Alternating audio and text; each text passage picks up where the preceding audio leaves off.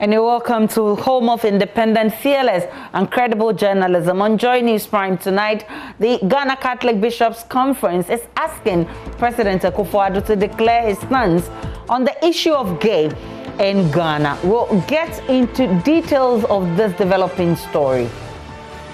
Also, 350,000 COVID-19 vaccines to be delivered to Ghana before the end of February. This was after approval from the Food and Drugs Authority. 350,000 doses of Cofie, which is the AstraZeneca vaccine produced by the Serum Institute of India, are expected in the country by next week and towards the end of February, latest.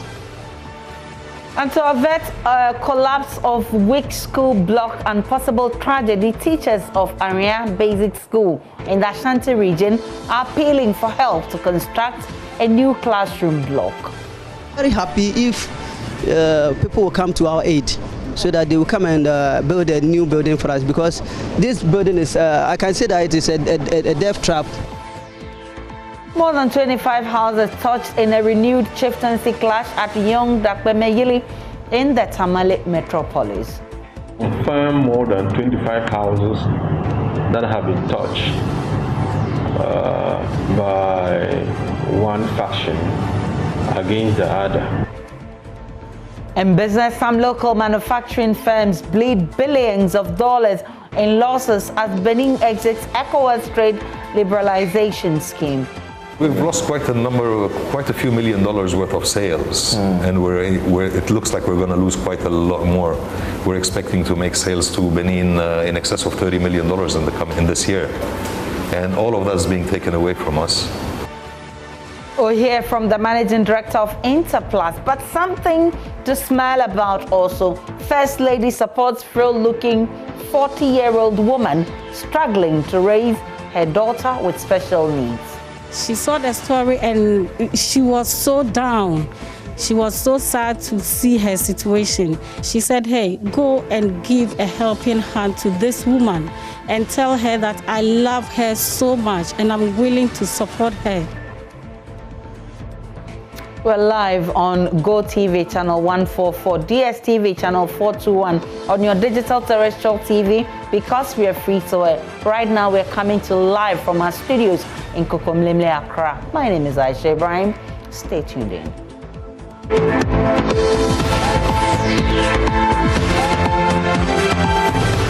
Begin with the deadly COVID-19 pandemic, because Ghana is readying itself to take delivery of the first batch of AstraZeneca vaccines ahead of the country's inoculation program expected to begin in March. Some 350,000 are expected to be delivered in the country before the end of this month, after the Food and Drugs Authority gave approval for AstraZeneca and Sputnik 5 jabs under an emergency authorization protocol. The country is expected to leverage existing immunization infrastructure with the aim of inoculating an initial 20 million Ghanaians. Here's Program Manager at the Enhanced Program of Immunizations at the Ghana Health Service, Dr. Kwame Amponsa Achiano, on Ghana's vaccine rollout plan. Human resources would be enormous. We need a lot of vaccinators for this exercise, so we have planned to train approximately 12,500. Yes, the estimated cost. We are looking at, for every person getting 2 shots, that would cost about $2.6, nearly $3 per person fully vaccinated for the 2 doses. And we are aiming at vaccinating 20 million. So, yes. So what have we done so far? Yes, so the plan has been presented by the Honorable Minister and the DG and the other team members to the Presidential Task Force for COVID-19 response.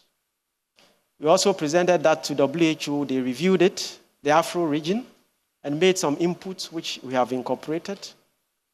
And I'm sure many of you have heard of COVAX.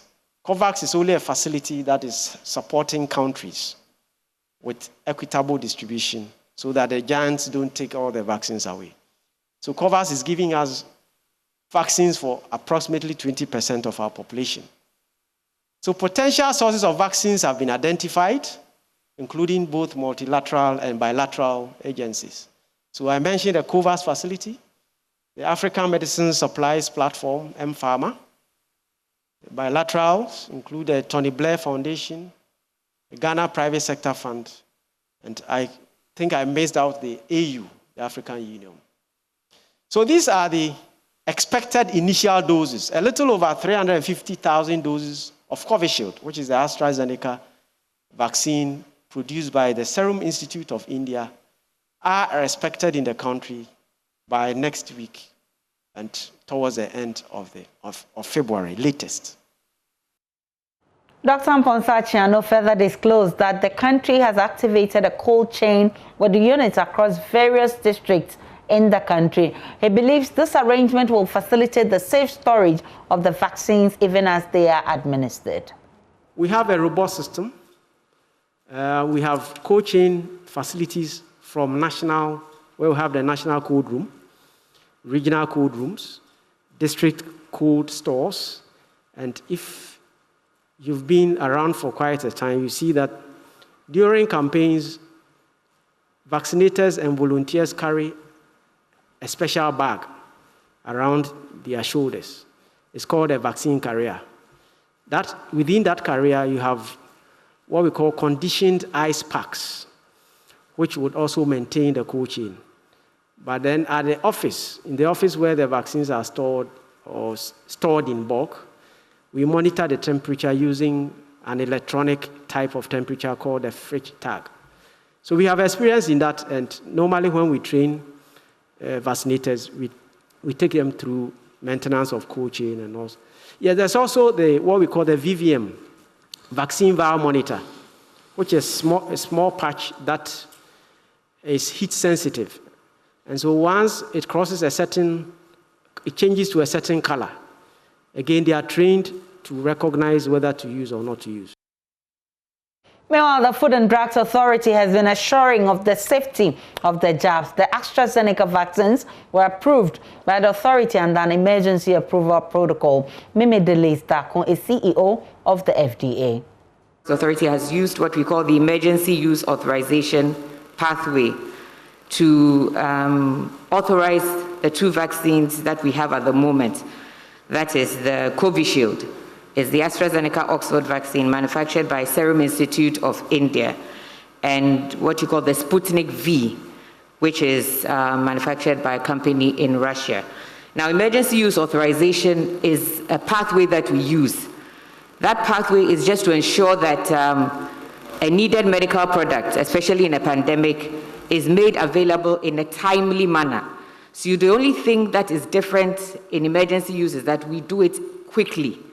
We have not bypassed any safety or efficacy standards that we would normally look out for. We just ensure that we do it faster so that the product can be made available in a quick and timely manner. So just to assure you that all the things that we have to do to ensure that a vaccine or a medical product is safe, we have done for these two vaccines. On his part, Director General of the Ghana Health Service, Dr. Patrick Kumar Boaji, rejected the claims that the jabs will not be efficacious against the new strains of the virus. He argues that initial assessment of the jabs show they are potent against the dominant strain in Ghana. Dominant strain in Ghana is the UK strain, for which the AstraZeneca works well. Even for where in countries, in places where the South African one, the issue that it still prevents severe disease. And so it's not that it's not useful at all. The WHO has come out that it's still good enough even for that strain. But luckily for us, our dominant strain is the UK strain, for which the AstraZeneca and the other vaccines we believe will be working. And as we say, we will continue doing surveillance as we go on. When we find anything, we'll change course. Does this mean that we are targeting? We know that there's a third dose that's being developed by AstraZeneca. Does it mean that we are targeting that one also? We will work with anything that will make our vaccination more safer and effective. Finally, talk to me about the cost, Doc. We're told that in some other countries they are doing per dose at $5 US. Our average is between $7 and $10. That's a cause for concern. You don't think so? Let me say the vaccine ranges from $4 to $40. So it depends on the mix you have. That is what will be depending the cost. We are using the COVAX average cost of about $7 to do our projection. But if we have to, now you are not able to, cannot guarantee that you can depend on one vaccine and get enough. Because you're going to have a mixture, you have to vary the prices. And so it will be difficult even for us to say that we're going to have to spend so much on a vaccine. It depends on the mix of vaccines we have. And so anybody who puts out any statement that somebody is using this figure against us, if you tell which vaccine was used and to which community was it, what approach was used. If you are doing static cases, if you are vaccinating people who are walking to the facility to work, it's cheaper than if you are doing a campaign mode, where you are carrying the vaccine to people in their farms, in their schools, etc. So that will depend how much it costs. Meanwhile, the World Health Organization has cited Ghana as one of few countries in Africa still struggling to contain the spread of COVID-19. The global health body, in its latest update on the pandemic in Africa, says even though hardest hit countries on the continent are beginning to see declines in their cases, there are few countries, including Ghana, where infections are rather on the rise. There's more in the following report by head of our health desk, First Smith. More than 110 million cases and 2.4 million deaths so far. COVID-19 has proved to be destructive, even for countries with the strongest health systems. The extent of devastation in developed countries has challenged many public health experts who predicted irreparable damage to Africa and other developing countries at the start of the pandemic. Yesterday, the WHO Director for Africa, Dr. Matshidiso Moeti, said worst hit African countries have started recovering. A few countries, though, are still struggling to bring the situation under control. We have more than 3.7 million COVID cases that have been reported, including 77,000 new cases in the past week, and 99,000 people tragically have lost their lives since the start of this pandemic. In the past 2 months, we've seen a downward trend in some of the most affected countries, including South Africa, Nigeria, Egypt, and Tunisia. However, in several countries, including Zambia, Togo, South Sudan, Senegal, and Ghana, the epidemic curve is still trending upwards. As many as 90 million AstraZeneca vaccines, the WHO says, are being prepared for shipment to Africa to help in controlling the situation. On Monday, WHO listed the AstraZeneca vaccine for emergency use. This is a significant step towards the deployment of 90 million doses of this vaccine that have been allocated to African countries through the COVAX facility, as well as doses procured through other sources. Yesterday, we held a briefing with ministers of health in the African region to discuss the next steps so that vaccine manufacturers can schedule shipment dates to countries. Our teams are on the ground working with governments to expedite these processes so that the vaccines can be deployed as soon as possible. More than 100 national and international experts on the ground by the end of the month. 30 vaccination experts have already been mobilized locally and are ready to deploy as soon as the Ebola vaccines arrive in the country, that is in Guinea. Today, more than 11,000 vaccine doses are being prepared in Geneva for deployment to Guinea and are expected to arrive over the weekend. In addition, more than 8,600 doses will be shipped from the USA. The minority in Parliament says it will push for a bipartisan parliamentary probe into the contract awarded to Frontiers Healthcare Services Limited for COVID-19 testing at the Kotoka International Airport by government. The minority claimed that the failure of some ministers designate to provide details of the contract is a testament the contract is fraught with illegalities, including procurement breaches. MP for North Tongue, Samuel Okujeto Ablakwa, has been addressing the media. Reliable referrals that every nominee appears to be giving us.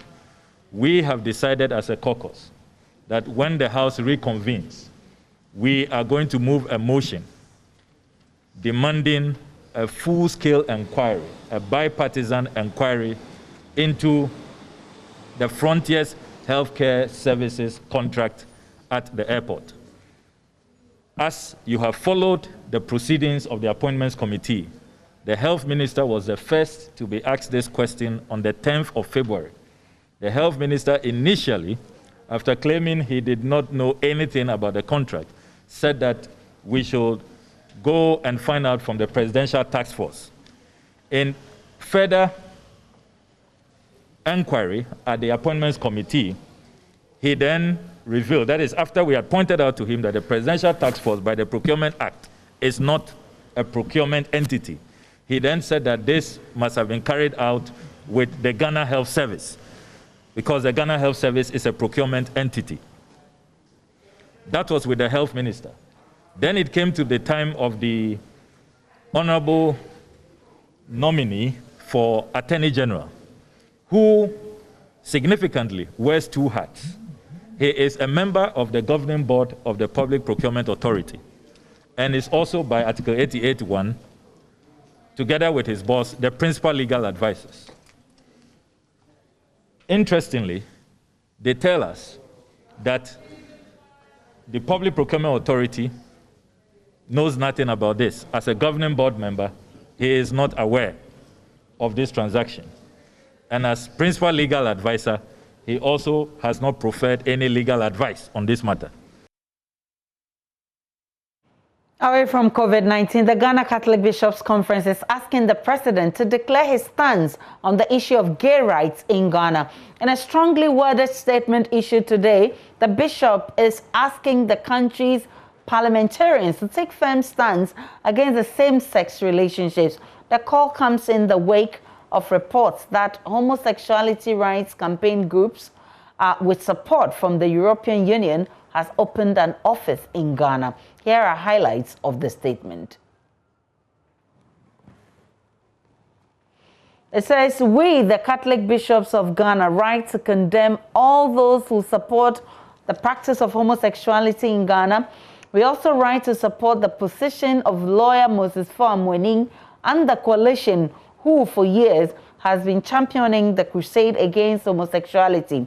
We also commend other individuals who have spoken in condemnation of this practice. We do this because the Roman Catholic Church is opposed to this abominable practice. Our reasons will become clear from the following. And the statement goes on to say, it is not right to subject homosexuals to any form of harassment simply because they are homosexuals. The intrinsic dignity of each person must always be respected in word, in action, and in law. Homosexuals must be accepted with respect, compassion, and sensitivity. According to Pope Francis, the homosexual person needs to be respected in his or her dignity and treated with consideration, and every sign of unjust discrimination is to be carefully avoided, particularly any form of aggression or violence. And it continues to say families with LGBT members need respectful pastoral guidance from the church and its pastors so that gays and lesbians can fully carry out God's will in their lives. And it goes on to say, nevertheless, according to the church's understanding of human rights, the rights of homosexuals as persons do not include the right of a man to marry a man or of a woman to marry a woman. For the church, this is morally wrong and goes against God's purpose for marriage. We should also point out that the European Court for Human Rights has ruled that same-sex marriages are not considered a human right, making it clear that homosexual partnerships do not in fact equal marriages between a man and a woman. The ruling was announced on June 9, 2016 in European Court of Human Rights in Strasbourg, and it is signed by Most Reverend Philip, Metropolitan Archbishop of Tamale and President of the Ghana Catholic Bishops' Conference. Thankfully, we are joined on Zoom by Archbishop Philip Name, who is President of the Catholic Bishops' Conference. I'm grateful that you joined us. Thank you. Bishop Name, so as the president of the Catholic Bishop Conference, how exactly do you feel and how exactly do you want the president to make this position known? Well, we first of all think that if we go also by African traditions, Ghanaian traditions and culture, this practice is completely foreign to our Ghanaian culture. So we expect that Parliament should come out very clearly with legislation saying that this practice is an abnormality if we take Ghanaian culture as a background. And the law should be framed in such a way that it is punishable in a very severe way. If you read the notion of scriptures and also the view of the Catholic Church on this, there are two issues. I was very happy that you read those two sections. As human persons, we respect whoever might have a homosexual orientation. Having an orientation in itself is not punishable. But the individual actions of people having these orientations is sinful. It is sinful if you look at the purpose for which God created the human person in sexual differentiation. That means God created Adam and then later on said, it is not good for man to be alone. I will create a helpmate for him. And then he created Eve. And Adam was pleased because this was a human person expressing great complementarity to the man.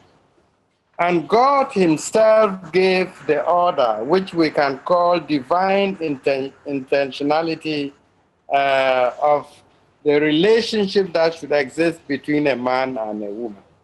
God told them, increase and multiply. So the man and woman in marriage are expected to be collaborators with God in the further creation of the human species. Archbishop, so you want the president to state his position on gay rights. And exactly how do you want him to do that?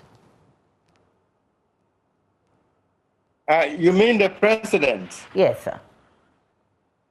Yes, we are saying this because if it is clear to him and his cabinet, if it is also clear to our parliamentarians, then we expect them to come out with a legislation which will make it illegal to engage in actions of homosexuality and all those things that come with it.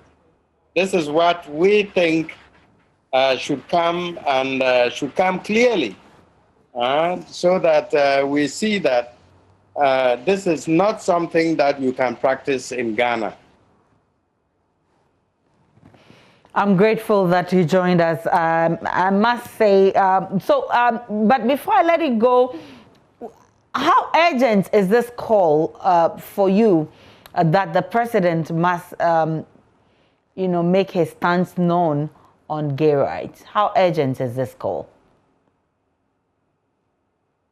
Well, it's quite urgent because if God himself, who created the human person, says, I want the collaboration of man and woman in marriage to collaborate with me in the further creation of the human species. So long as this order by God is being violated, it is going to incur other punishments for the nations which promote this kind of thing.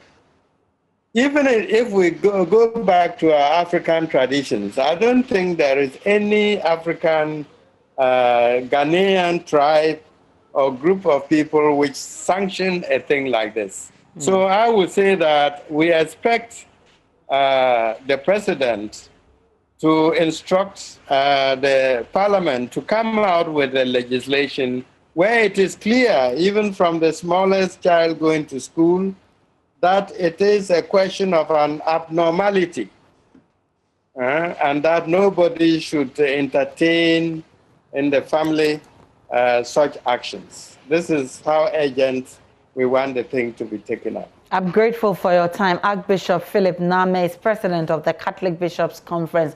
I must say that we've been unsuccessful in getting the LGBTQI+ group to respond to this. Still to come in this bulletin. To avert collapse of weak school block and possible tragedy, teachers of Area Basic School in the Ashanti region are appealing for help to construct a new classroom block.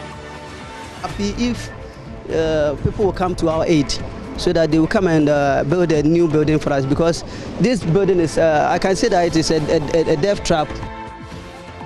In business, some local manufacturing firms bleed billions of dollars in losses as Benin exits ECOWAS trade liberalization scheme. Lost quite a few $1 million worth of sales, and it looks like we're going to lose quite a lot more.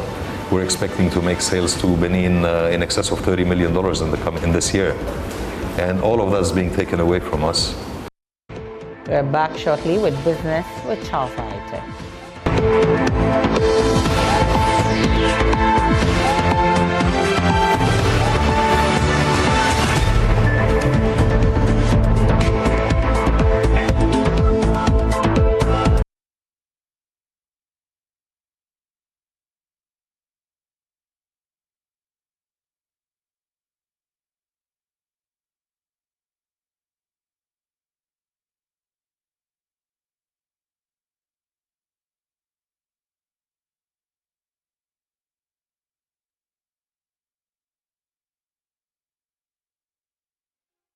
Time now for showbiz. Becky is here. Oh, you've been missed, lady in pink. Hello to you, Aisha. How are you doing? I'm fine, thank you. Shall we turn our Bibles to the John 8, verse 7? No, jelly me. This is the King James Version. Okay. It says, so when they continued asking him, he lifted up himself and said unto them, he that is without sin among you, let him cast the first stone at her. Okay. So this is actually a song released by Roughtown Records.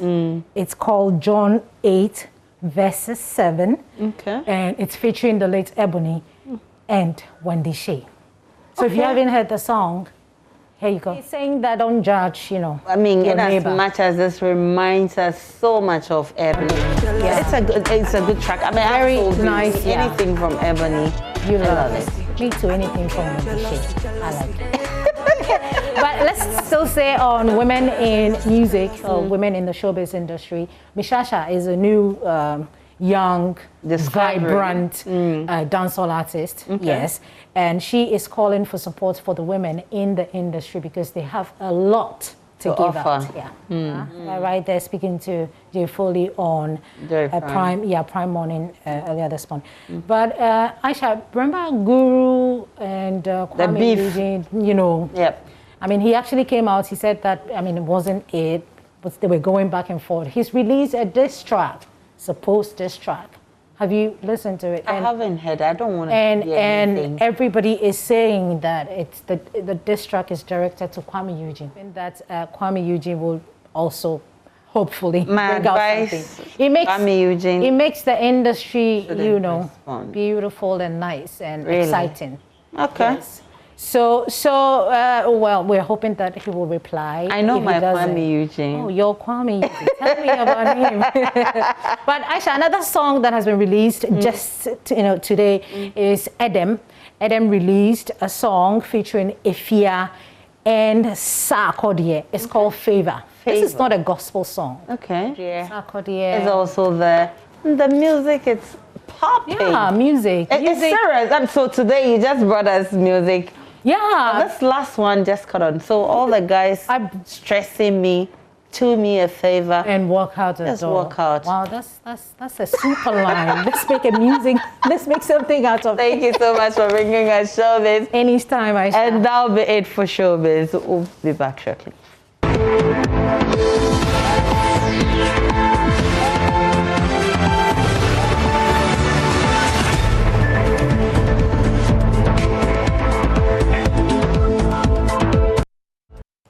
Welcome back to Joining Prime to the rest of our stories. And to avert collapse of a weak school block and possible tragedy, teachers of our basic school in the Ashanti region are appealing for help to construct a new classroom block. Nanaya Ojima has more in the following report. Esha, a farming community in the Atrimangwa South municipality of Ashanti region, has this basic school, 7 pupils in the community. The structure housing pupils in the upper primary was built by the community years ago. It is currently in a deplorable state. Teachers say they are disturbed by reptiles and heavy rains. When it's raining, you have to stop the class and then you let the children find a place to find comfort. Our lives are in danger because of the issue of the snakes entering the roof because of its nature. It poses stress to teachers and then the pupils inside. So students normally lose concentration when you are teaching. Despite letters to the local assembly and assurances to turn attention to the school, the situation persists. Lawrence Asamoah is head teacher of the school. If I have a wish, I would have said that we should have closed that class down so that they will stay at home, but I don't have a wish. So we used to learn under the trees here. So I'll be very happy if people will come to our aid, so that they will come and build a new building for us, because this building is, I can say that it is a death trap. Students and teachers of Amadum Adam Kwame in the same district are facing similar challenges. They study under uncompleted school block with no windows and dust floors. Students have to walk in with their own tables and chairs. Raymond Anyingba is the head teacher. The windows are not fixed, the doors are not fixed, the plastering are not even done. The normal desk is being used by only with the Form 3, but the Form 1 and 2 are not having the normal desk. They are using their stool they use in the house to eat on. That's what they are using in the classrooms. Meanwhile, the circuit supervisor for Menshia in the Atrimangwa South municipality, Edward Ejechum, says a list of schools has been sent to authorities for the needed attention. Last week, municipal director directed all of us, the CS, to report on dilapidated buildings and buildings that have not been completed. So we have made a report on that, and I know the government definitely will do something about it. The Conference of Heads of Assisted Secondary Schools wants government to provide electronic gadgets for students to help them take full advantage of internet connectivity on campus. This comes on the back of government's program to connect all second cycle institutions in the country to internet services. Love News's checks indicate many schools in the Ashanti region have internet connections, but the students are yet to use the internet. Nanaya Ojima once again reports. Minister-designate for Communication, Esla Osu Ekufo, at her vetting in Parliament, revealed 90% of senior high schools are connected to internet services. The Conference of Heads of Assisted Secondary Schools, CHAS, has confirmed the claim. The TI Amedia SHS is one of the schools benefiting from the facility. The school's ICT lab and administration block are currently benefiting from the connectivity. But ultimately, the aim of the project is to help students access other reading materials on the internet. CHAS President Alhaji Abubakar Yakub explains the relevance of the project when fully rolled out. So that if you are a maths teacher, for example, you don't limit yourself to just the physical teaching in the classroom. You see how best you can connect it with your students at the ICT lab so that they can have access to other areas of mathematics, other countries and schools that are teaching. They will be able to study their methodology and what have you to enhance their own within the school. Love News checks in schools outside the city shows some are already using the service, with others at the final stages of installation. The Efijase Amedia SHS is one of the schools to have the equipment installed awaiting connectivity. The use of mobile phones by students is a punishable offense. This new order has, however, opened up conversation about the use of electronic gadgets on campus. The GES has actually invited the leadership of Charles, and we've discussed this area. For now, the thinking is that students will be allowed to come to school with tablets and some type of phones that could be used on this system. But Charles suggested to the authorities that moving forward, there will be the need for possibly government absorbing the cost and providing students with simple tablets, school specific, so that they could be limited to the areas they can use on this area. But even this directive has not been made public yet. GES is still working through the system before they will come out with a pronouncement that will let students, parents, and all stakeholders be aware that from such a time onwards, students will be allowed at our senior high level to have these gadgets to use because the internet facility is now available at the senior high school level. And finally, that directive is given and they are permitted to bring it. There will be a central control system where students will not be allowed to go to certain areas within the internet. And immediately you try going there, the system itself will switch you off and it will be noted so that it can even be traced to you, the student or individual who wanted to go to such prohibited areas. Now, after several months of non-functioning traffic lights at the Sadisco Junction, Kokomlimle here in Accra, authorities have finally fixed the lights after persistent Joy News reports regular commuters on the road are happy.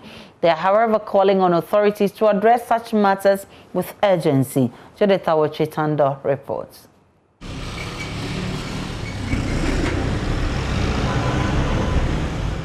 This is how traffic lights are supposed to function. They are meant to direct vehicular movement. But for months now, cars have had to carefully maneuver and fight for right of way. After constant reportage on the non-functioning traffic light situation here at the Sadisco Junction, authorities have finally heeded to our call.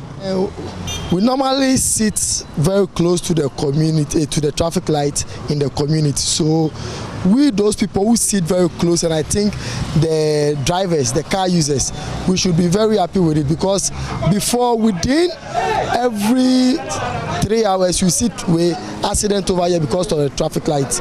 But now, ever since it was fixed yesterday, I think things are moving very smooth and people are obeying the traffic lights. So we are somehow happy it has been fixed. I think the time period they took was too far. And if people will lose their life, a lot of people might lose their life before coming to fix. I believe we should get some authorities to be going around and checking these things. Because when it comes to the traffic light, then we are talking about accidents and other things that control vehicles. About 3 to 4 months ago, traffic light, you know. I've been using this road for over 4 months, and only one of the traffic lights was working. This was causing problems for us. I'm happy the lights have finally been fixed because we were in danger. Dangerous. Because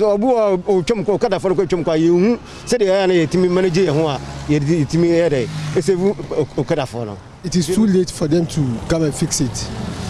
Due to the traffic lights, there must be some hinges, which is about the accidents or something like that, which is not good for a country to be in this kind of mess. But as at now, they fix it fine. We thank God that they fix it. So the transport can move smoothly without any hinges. I'm happy about it. Traffic lights are an essential element in ensuring sanity on our roads. It is therefore incumbent on authorities to ensure that problems like these do not stall, but are rather attended to as quickly as possible. Judith Awachitando for Joy News. I'm back in the studio. My name is Aisha Ibrahim. Now, the Rebecca Foundation has moved swiftly to support Georgina Yawa Anka, the sick and frail-looking 40-year-old woman Joy News reported about on Tuesday. Mrs. Rebecca Kofuado, who was moved with compassion after watching the story, has decided to help Georgina through her foundation. Joy News' Beryl Ernestina Richter was with the team from the Rebecca Foundation and has filed this report.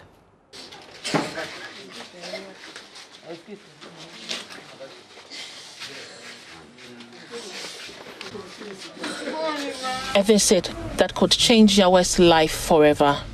She would no longer have to drag herself on the floor because she has an electric wheelchair. An end to her pangs of hunger and money for her upkeep. Here is Equia Asabia Cropper McCarthy. Rebecca Foundation is here today on behalf of the First Lady of the land, Mrs. Rebecca Na Okaiko Akufuado. Joy News did a story about Madame Georgina Yawa, popularly known as Yawa, and she saw it, and knowing her and how she's so sympathetic to people like Madame Yawa, she said, hey, go and give a helping hand to this woman and tell her that I love her so much and I'm willing to support her. And so we are here today with all these items, bags of rice, mackerel, boxes of cooking oil, tomato paste, wheelchair because she's crippled, and also some cloth, some sanitizers, some nose masks, and other beautiful items. She also sent an envelope of 3,000 Ghana cedis to be given to Madame Yawa. One of these days, she will come here surprisingly to visit her. She saw the story and she was so down. She was so sad to see her situation. And so after this donation today, we're going to sit down with the reporter and also the family.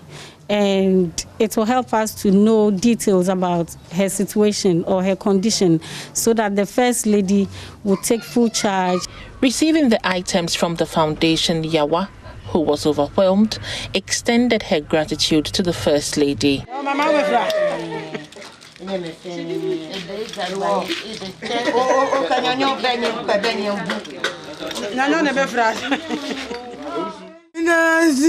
thank the First Lady for this kind gesture. It is my prayer that God grants her good health, strength, and prosperity so she can continue with her good works. A teacher in the community who supports Yawa and her child could not hide her tears. She therefore appealed to the public to emulate the kind gesture of the First Lady. I'm very happy today that what I started, taking care of Nyonyo today, has yielded this result.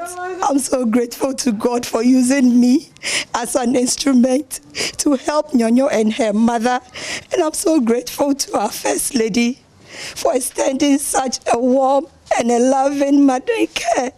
And we wish to appeal to all to come to their aid.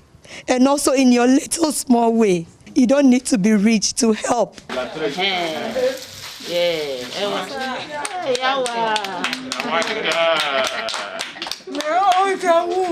Grace Damashi is Yawa's neighbor. She assured the team that the items presented would be put to good use.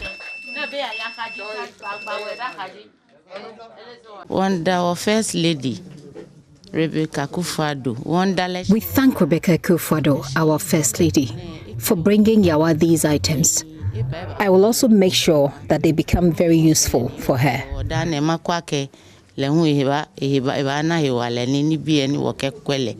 With the intervention of the First Lady, it seems the days ahead looks bright for Yawa and her daughter. Beryl Ernestina Richter's report for Joy News.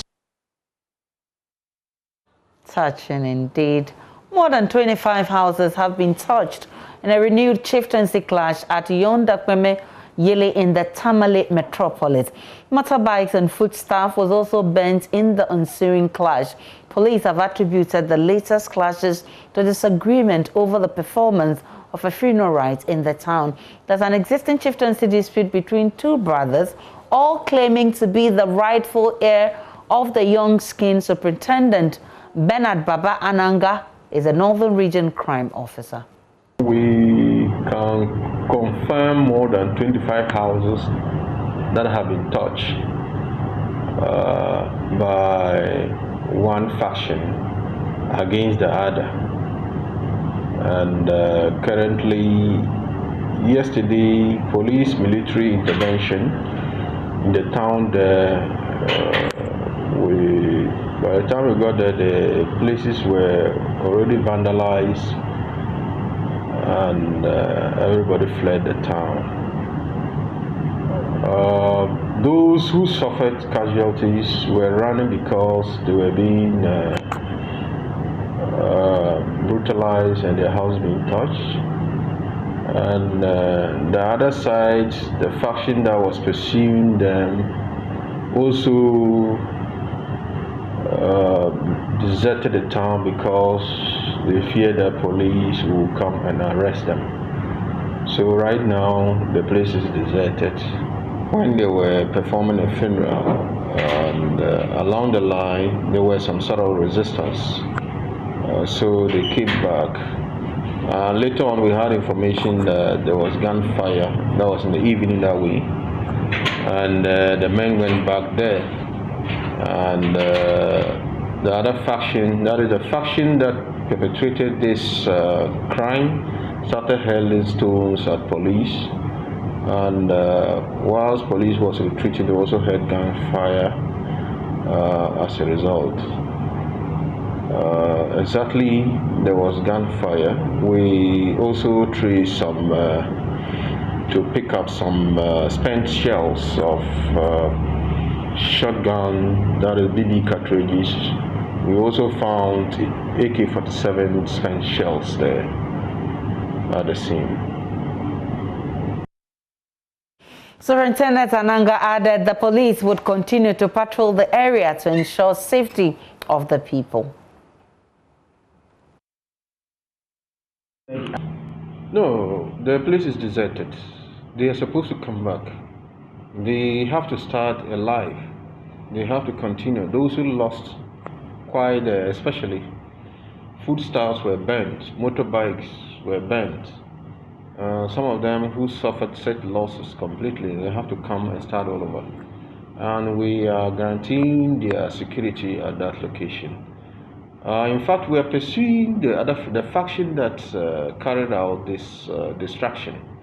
And then we are going to pursue them to the letter to ensure that the law takes its course.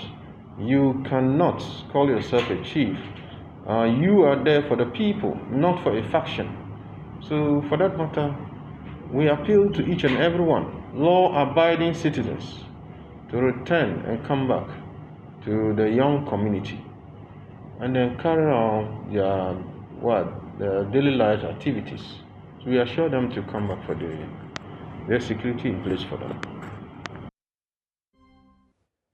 Hello there, good evening. It's time for business. I'm Charles Reid, the Managing Director of Interplus. Hissam Fakri says that manufacturing firms in Ghana are losing billions of cedis in revenue due to challenges with the export of their goods to Benin. As Benin has stopped implementing the ECOWAS trade liberalization scheme for the past 6 months, the ECOWAS member states have in effect been charging customs duties on products exported from Ghana, a move which has adverse effects on the promotion of regional economic integration. I spoke to him earlier on and have come through with this report. It's been 6 months since Benin withdrew from the ECOWAS trade liberalization scheme. Now, this has stalled the exports and even imports of several manufacturing firms like Interplus.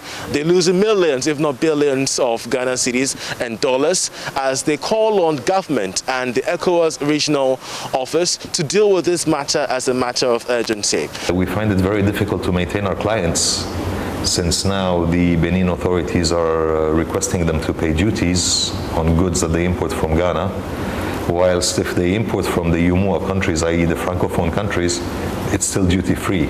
So it's basically pushing us completely out of the market and opening the door to francophone countries to penetrate and take over our hard-earned client base. Hitherto you were not paying duties, but now you're paying duties, as you rightly stated. How much has gone into this particular regime? In terms of the amounts that you've lost when it comes to profit margins and this new situation? We've lost quite a few $1 million worth of sales, and it looks like we're going to lose quite a lot more. We're expecting to make sales to Benin in excess of $30 million in this year, and all of that's being taken away from us. How is this going to impact the value chain of Interplast? Well, obviously, it's going to reduce a lot of our foreign exchange earnings. We've invested quite heavily in machinery and equipment intended for that specific market. Obviously, these machineries will not be able to work like we intended to. Maybe we will need to lay off some staff because everything is geared towards specific markets. I think with time, it will impact quite substantially, because we're not just talking about us, we're talking about every single Ghanaian manufacturer who wishes to enter that market. So if this thing elapses for the next 6 months, then of course we're looking at a year since Benin withdrew from the ECOWAS trade liberalization scheme. What kind of picture is that going to paint for manufacturing firms in Ghana? Well, it's just going to tell manufacturing firms in Ghana that, trusting all sorts of agreements within West Africa does not always work. Everyone needs to rely on himself and try to push his business the way he goes.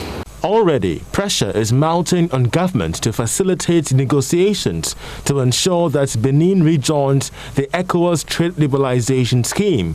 For manufacturing firms as Interplast, the longer Benin withdraws, the more threats it imposes on profits, jobs and investments. I'm Charles Reid for Joy Business. Commercial banks in the country have disbursed over 17 billion cedis, that's 14 billion cedis actually, to businesses since the onset of COVID-19 in March last year. Now, they've also restructured 4.3 billion cedi loans that were due to the payment during the period for businesses that were hit badly by the pandemic. Speaking on PM Express, the chief executive of the Ghana Association of Bankers, John Ewura, noted that this demonstrates their commitment to supporting businesses despite the industry also struggling from the impacts of the pandemic. Banks did not stay on the fence. What they did, as we speak, because of all the announcements, the regulatory measures that were announced by the central bank, the lending rate on your average loan declined from between 150 basis points to 350 basis points. So that aside, talking about why banks are profitable, you can see clearly an attempt by the industry to lessen the interest burden on our counterparties. So a reduction in interest rate by up to 350 basis points resulted in a quantum of 194 million in interest income that should have come to the banks, that the bank said, during this crisis, we want our customers to have reprieve, and therefore this went directly into the pockets of our customers.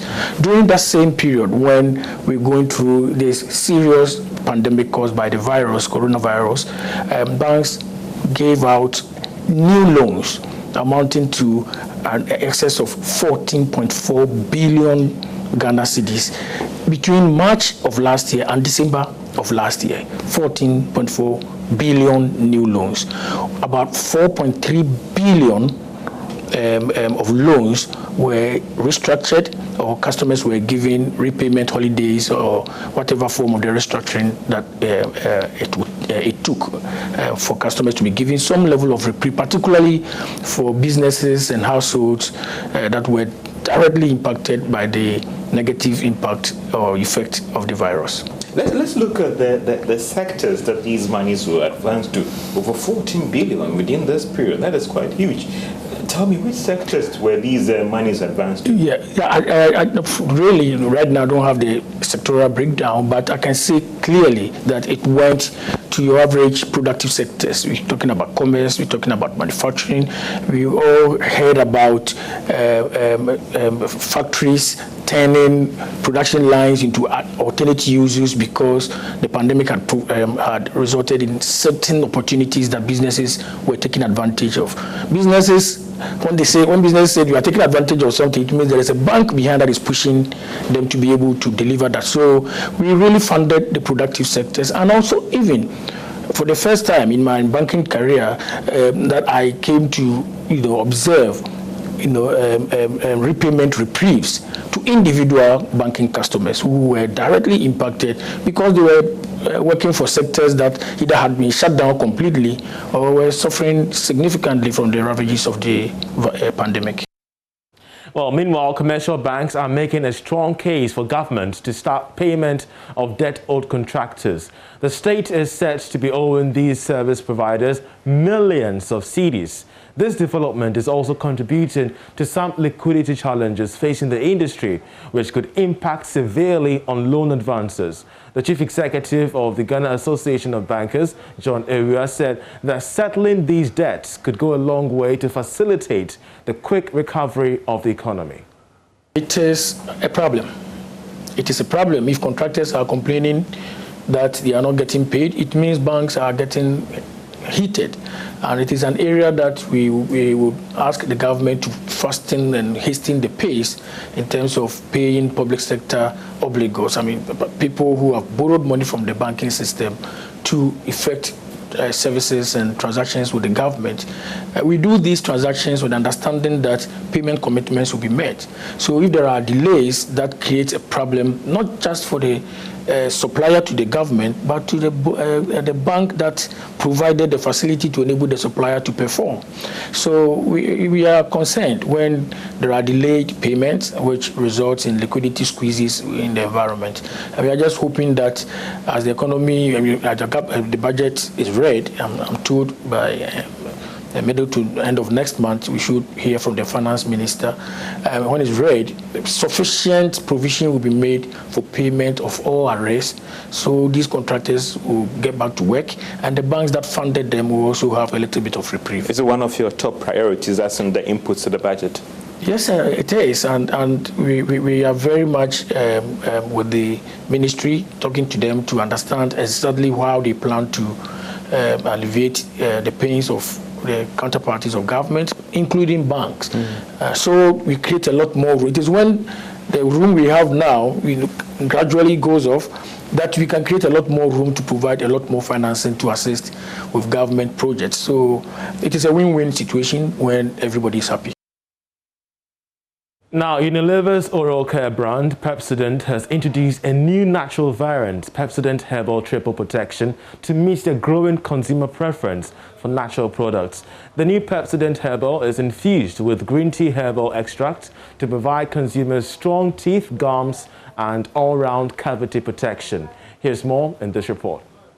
The new Pepsodent Herbal with a natural herbal formula ushers in an exciting period for the brand as it continues its mission to help improve people's oral health and habits. Addressing the media on the new product, oral care brand manager at Unilever Ghana, Mame Sewa Saifa, said the product provides consumers with 3 major dental benefits. Pepsodent Herbal Triple Protection is also a triple protection toothpaste, being that it offers consumers 3 benefits. That is anti-cavity, fresh breath, and white teeth. However, the difference between Pepsodent Herbal Triple Protection and Pepsodent Triple Protection is that Pepsodent Herbal has the added green tea extract and the citrus peel to give consumers strong teeth, strong gums, and white teeth. Mame Sewa has, however, urged consumers to purchase the new herbal product for an effective dental solution. Children below the ages of 6 can use it. However, they need to use a pea-sized amount with supervision from an adult. Pepsodent Herbal Triple Protection is available in all major outlets and markets across Ghana. Pepsodent Herbal has been endorsed by the Ghana Dental Association as a quality toothpaste that contains fluoride for great cavity protection and sodium monofluorophosphate as the active ingredients for strong teeth and gums.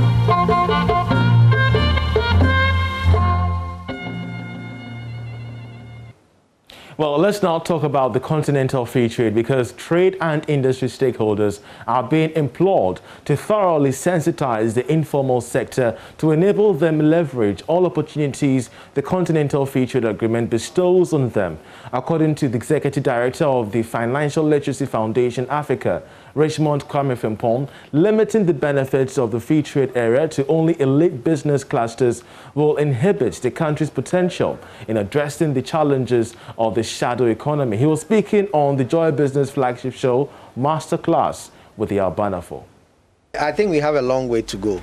Ghana is doing its bit, and I can see a lot of education and programming going on, even for Joy Masterclass to pick it as a topic and to attempt breaking it down for the ordinary person.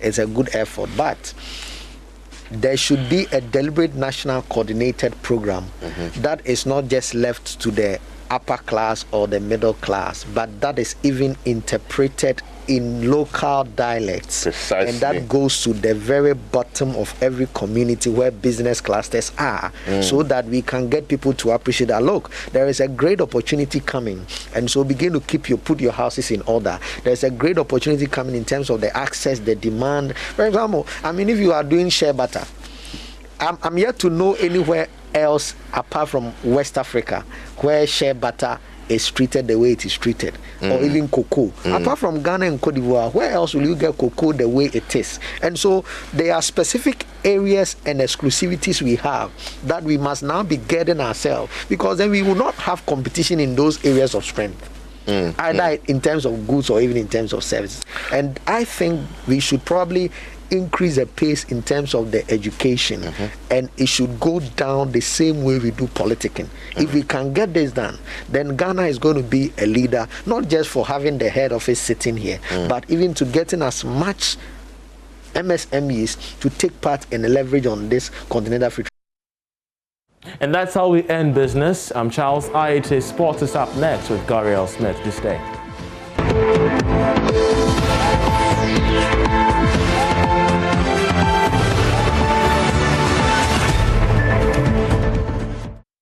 Thank you for staying with us on Joy News Prime. I'm Gary L. Smith, and this is The Sport. We begin with the Under-20 Africa Cup of Nations, because Ghana's first opponent, that's Tanzania, today played 1-1 with Gambia, who were beaten by Morocco. And we look at the results and the standings shortly. Yeah, so this is what it means ahead of the second game of the day, which is currently live. Morocco are playing the Black Satellites as we speak, and that game currently is 0-0.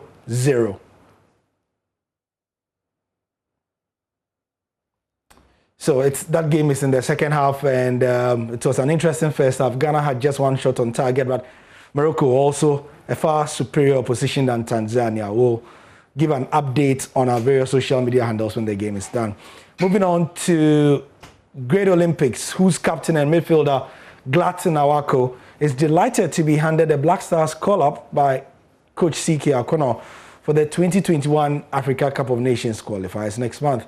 Awako was included in a 32-man home-based squad who started preps for the games against South Africa and Sao Tome and Principe. The players are now on break and will resume next week. I should say it's not going to be easy. We have quality players out there, very good ones here too in our local league, which are doing well. So I don't think that's it all. I still need to keep pushing. I still need to work so hard for me to be there. And when the opportunity comes for me to start, I'll be very happy and grant their opportunity. So we have good quality players in the system here. And the training sessions too has been very, very great, very effective, which we keep learning as footballers, as a player. So the sessions we've been through here also has really helped us, has really developed us as a player too. And Gladson is likely to be part of the Olympic squad in the Week 15 Ghana Premier League matches. Let's check out the fixtures and see what some of the standout ones will be. Ashkol today started us off with a thumping 4-0 win against the Diana Stars at the Linkley Stadium. Tomorrow, there's Inter Allies versus Wafa. at the Accra Stadium. On Sunday, the bulk of the matches will be played. Brekum Chelsea host Dreams, Elmina Sharks play Media Makarela play Liberty, Petchem United play Legon Cities, 11 Wonders play Great Olympics, and Hearts of Oak will be playing Dwarfs. King Faisal and Asante Kotoko postponed because Kotoko are supposed to play in the CAF Confederation Cup this weekend on Sunday. Premier League matches also to look forward to. There'll be a standout one between Man City and Arsenal, but that will be later. Today, there's Wolves versus Leeds, and then tomorrow, we'll be having quite an interesting set featuring Southampton, Chelsea, Burnley, West Brom, Liverpool, Everton in their Merseyside derby. Fulham and Sheffield United will slug it out as well. Ahead of Sunday's games, notably, Man City away at the Emirates against Arsenal, Aston Villa versus Leicester, West Ham, Spurs, and Man United versus Newcastle United. Over across the pond, Brighton and Hove Albion will be playing Crystal Palace on Monday as well. In Spain, tonight, Betis Getafe, getting us ready for a weekend of Saturday games featuring Elche, Eibar, Atleti, Levante, Valencia, Celta Vigo, and Valladolid, Real Madrid. And then on Sunday, there'll be Barcelona, Cadiz, Sociedad, Alaves, Huesca, Granada, Bilbao, Villarreal. On Monday, Osasuna plays Sevilla. Moving on, and in the Australian Open, it's all coming down to this. Daniel Medvedev has another opportunity to land the first Grand Slam title after beating Stefanos Tsitsipas to reach the final. The informed Russian won 6-4, 6-25 years. Great stuff from him. And we begin the build-up to Ghana's most relevant local boxing rivalry between Michael Ansah, aka the One Bullet, and Sheriff Kwe, aka One Time. The bout is scheduled for Independence Day at the Bukum Boxing Arena, and it will see both boxers clash a third time to determine who is the best lightweight on the local scene. Nathaniel Atto has been speaking to the coaches of the boxers ahead of the bout. There's a big question I keep asking myself all this while, especially as we entered the year 2021. And that question is, who is the best lightweight boxer here in Ghana on the local scene? Well, on March 6th of this year, at the Bukum Boxing Arena, that question will be answered. And it will feature two boxers who are engaged in what will be a hopeful trilogy, with one boxer having a win apiece.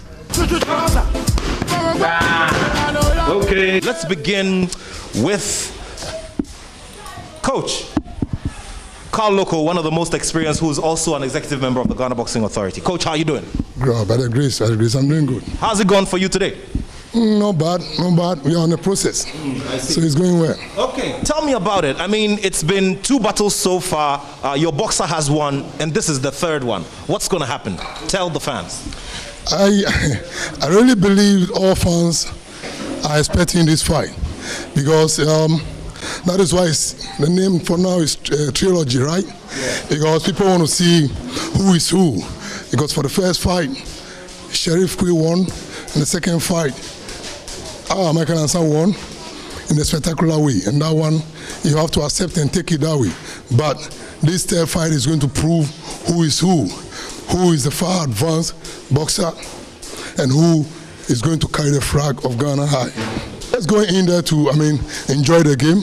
We're just going in there to prove everything to everyone, especially when the boxer is coming from the bronze gym. You know what the boxer is going to deliver. And I'm not trying to say point numbers, but definitely this fight is going to be a different fight altogether, because they are going to see a different Sheriff Kwe altogether. They are going to see a compact boxer who knows what he's doing. They are going to see a boxer who is trying to give other ones also something to learn about. So we should watch out. The only thing I want to say is I'll urge the fans to come early to come and watch this fight, because I think this is the 3rd fight we are going to fight. So this time around it will be different. So I want the fans to come, to come and see the great fight coming on the 6th. Okay. All right, Coach. So Obviously, your boxer is going to win. Of course, of course. You know, Bullet is so excited for this fight, and you know we are training hard for this coming fight. So I know, we'll win the fight. Okay, thank you very much. You have heard the story for yourself. It's rivalry 101, if I may put it that way. You have seen both boxers prepare, and on March 6th, obviously, it's going to be a virtual production, so every fan has to watch it from a distance. However, who becomes the most relevant lightweight boxer here on the local scene in Ghana? Well, March 6th at the Bukom Boxing Arena will have that answer. And who becomes the final champion, as this is the third installment? Well, let's keep asking ourselves the questions. I know you've enjoyed that. Let's build up gradually. For Joy Sports, my name is Nathaniel Atto, and I have love for sport. Gary Al Smith here, and that's the sport for tonight. We'll be updating you on what happens in the Morocco-Ghana game on social media. Thank you for your time.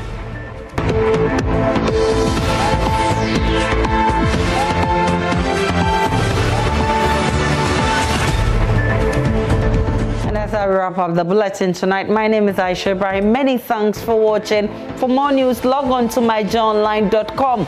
We have all the updates. Enjoy the rest of our programs.